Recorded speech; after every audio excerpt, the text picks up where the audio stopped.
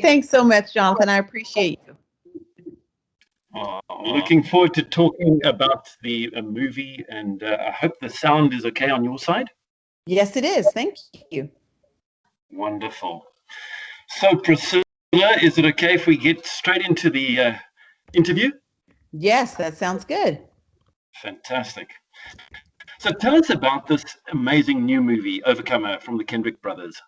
Yes, Overcomer surrounds the story of a young girl, about 15 years old, who really is struggling with her identity. She just has not found a sense of value and significance. She's been abandoned by her parents, and man, she just is struggling there. And then you have a grown man, a coach. His name is John Harrison. His job has been kind of stripped away from him, and he found his value in his success in his career. So with that gone, now he's got an identity crisis going on. And then there's another character that you discover in the story, and they too have really a crisis of significance and value and their worth. And the whole story is about the convergence of these three and how they all begin to recognize that their identity is not rooted in external things. And if it is, then that means that they're going to be devastated and decimated when so many things that change in life, they really do change quickly and frequently. So if our success is the thing that determines and defines us, then we're going to be in trouble. So they learn how to root their identity in who God says that they are. Sure. Definitely sounds like a great family movie. Why do you think this film will resonate with all ages? Well, I think it'll resonate with all ages, again, because you have a husband, a wife. My character is a school principal, so a professional woman. You have a teenager in the film. I mean, you've got so many demographics. The diversity is represented on the screen as well, culturally speaking. And so I think that there's a place for everyone to see themselves in this story, and then also to recognize themselves in the crisis. All of us have had struggle. We've wondered about our significance or our value, or maybe we didn't even realize until something that we loved was taken from us, that we wrapped up too much of our significance in that thing, whether it was a relationship, success, or job, or whatever. And so I think that will relate to people too. They'll recognize that angst and that pain, and then they'll also see a pathway to an answer for a more solid footing in our identity as we identify in the film our relationship with Christ and how critical it is that we know who we are in Him. Priscilla, it's so cool to see you in yet another movie. It was so good to see you in War Room and to kind of journey with you through that movie again. And I Can Only Imagine. And now you're playing the role of Olivia Brooks. And you already alluded to the fact that you play the role as a school principal. Tell me, growing up, did you love your school principal? You know what? I did. Now that you mention that, I can remember her clearly. And she was a very kind lady, very stoic and professional and real buttoned up. But she was very nice when you kind of got one-on-one with her. So I do remember her and did like her a lot. And did that help you to get into the role of Olivia? Absolutely, because I do remember her professional nature. In other words, I just remember her, with her high heels on and her beautiful suits on. And she came to this environment where honestly seeing her as a student, it kind of elevated your thinking of what it meant to be a professional woman. Because of course we had on jeans and t-shirts and tennis shoes. And here she is in that environment around jeans and t-shirts and tennis shoes. But she herself remained professional and continued to engage with us on a very personal level. And I appreciated that about this character, is that she's very professional. She's very clear about her job and clear about wanting to do it well. But at the same time, you see her being very personable with her students and wanting to make sure that her relationship to them isn't just on the surface, but that she's engaged in their lives. Sure. I'm told that there's a very strong marriage theme in the movie, the relationship between John Harrison and his wife, Amy. Tell us a little bit about that. Absolutely. John Harrison is really struggling in this movie. And you see a wife that is patient, she's kind, she's supportive.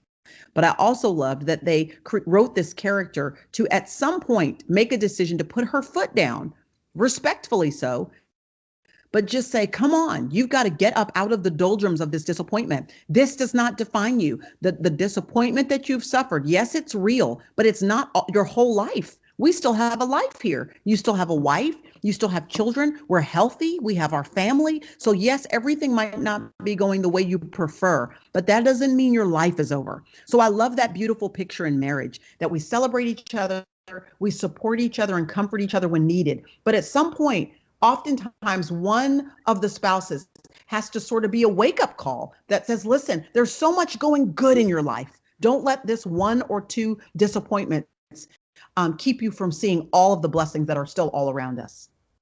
Sure, that's so powerful.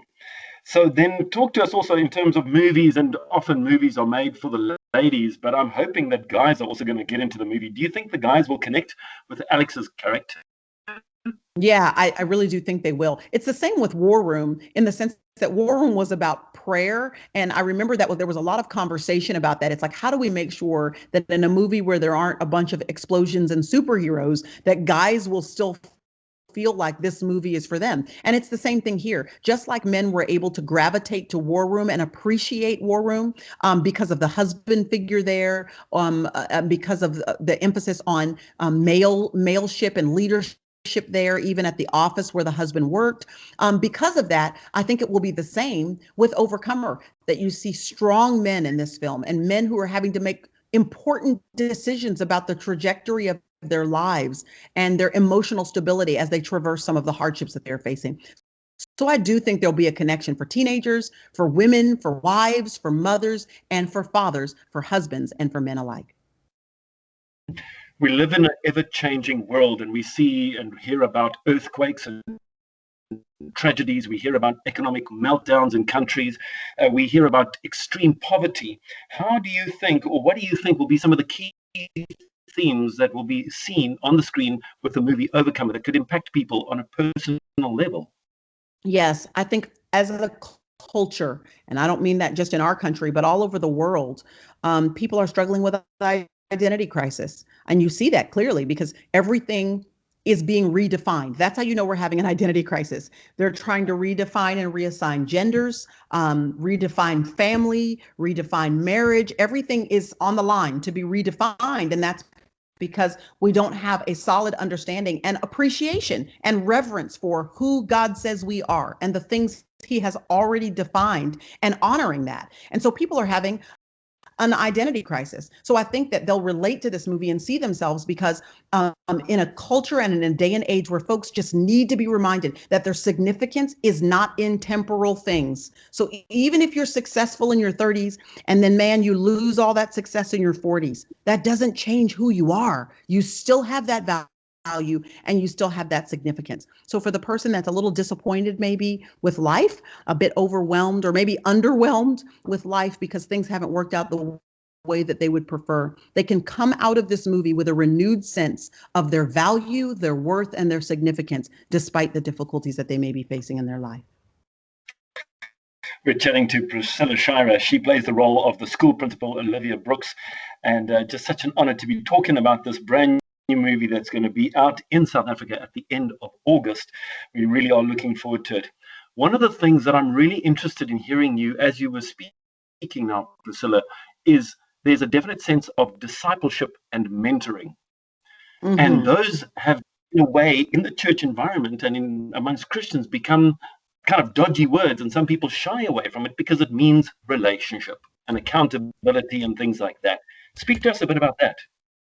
Yes, that's something that I really see clearly in my character, Olivia Brooks, in the film. Again, she's this professional woman, but even on her job, she's taking an opportunity to dig into the lives of the young people around her. And like you said, mentoring is so important. I think we have begun to devalue the power of one-on-one relationship. Somehow we think that if you're not standing on a platform with a microphone in your hand and 10,000 people in front of you, that you can't be effective in ministry. But that's not the case. In fact, I think some of the most effective discipleship, yes, it happens in the church too, but it happens prolifically outside of the church, meaning on your job, if you're in a corporate setting, or you're teaching a class of students, or you're an accountant, or wherever you are, ask the Lord to make that your mission field. Like literally ask him throughout the day, Father, would you give me opportunity while I'm having conversations with my coworkers to actually read between the lines of what they're saying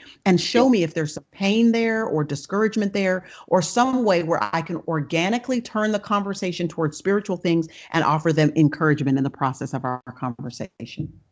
Yeah, that is so good. And then I'm so excited to also see that you're going to be releasing your book, Radiant, concurrently, and just wanting to help teens and girls and young women. Talk to us a bit about this book. Yes, Radiant was an opportunity to steward the message of the film in a way that we hoped would impact people long after they've left the theater. So if there is a young woman in particular, but I like to say a young woman or the young at heart, because we all need continued reminder of who we are in Christ. So what this book will do is give them something that they can get in their hands and read to help continue to challenge them about their identity.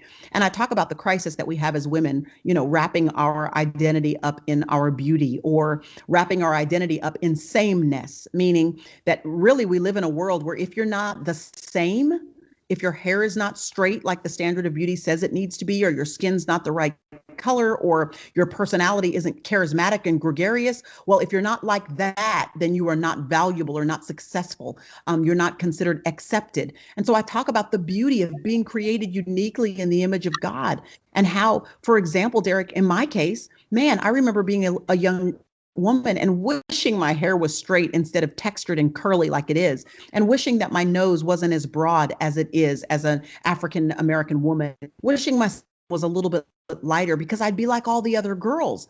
But now I realize here I am all these years later, and the demographic that they needed to play these roles in War Room and in Overcomer and in I Can Only Imagine, they needed me with my skin color and my age and my hair texture. I was needed, which means God crafted me individually and uniquely in my physicality and in my personality because he knew what he wanted to do through my life.